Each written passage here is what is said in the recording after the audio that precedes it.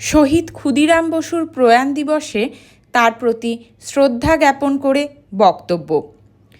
মাননীয় সভাপতি মহাশয়, উপস্থিত শিক্ষক শিক্ষিকা, সহপাঠীবৃন্দ, আজ আমরা সমবেত হয়েছি ভারতের স্বাধীনতা সংগ্রামের এক উজ্জ্বল নক্ষত্র, অদম্য সাহসী শহীদ ক্ষুদিরাম বসুকে স্মরণ করার জন্য। 1908 সালের 11ই আগস্ট মাত্র 18 বছর 8 মাস বয়সে তিনি ফাঁসির মঞ্চে হেসে হেসে আত্মোৎসর্গ করেছিলেন। ক্ষুদিরাম ছিলেন বাংলার মাটির সন্তান। অল্প বয়সেই তার মধ্যে দেশপ্রেমের বীজ অঙ্কুরিত হয়েছিল। ব্রিটিশ শাসনের অত্যাচার তাকে গভীরভাবে ব্যথিত করেছিল। নিজের জীবনকে তুচ্ছ জেনে তিনি মাতৃভূমির মুক্তির জন্য ঝাঁপিয়ে পড়েন।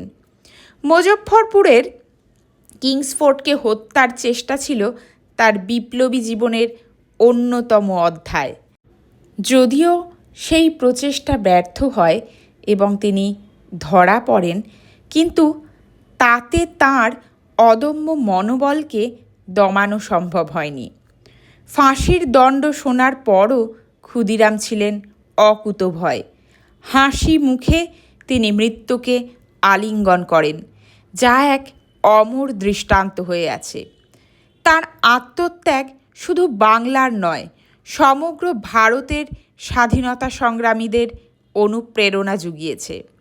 আজ শহীদ ক্ষুদিরাম বসুর 118তম প্রয়াণ দিবসে আমরা শুধু তাকে স্মরণ করব না, তার সাহস, ত্যাগ ও দেশপ্রেমের আদর্শকে জীবনে ধারণ করব। স্বাধীনতার মর্ম, অধিকার রক্ষার দৃঢ় সংকল্প আর অন্যায়ের বিরুদ্ধে রুখে দাঁড়ানোর সাহস আমরা এই বীর শহীদের আত্মদান থেকে শিক্ষা লাভ করি। চলুন আমরা সবাই শপথ নিই, মাতৃভূমির মর্যাদা, স্বাধীনতা ও গণতন্ত্র রক্ষার জন্য আমরাও সর্বদা সজাগ থাকব। এই বীর শহীদের দেখানো পথেই আমরাও সত্য ও ন্যায়ের পথে অটল থাকব, এই শপথ গ্রহণ করি। ধন্যবাদ। জয় হিন্দ।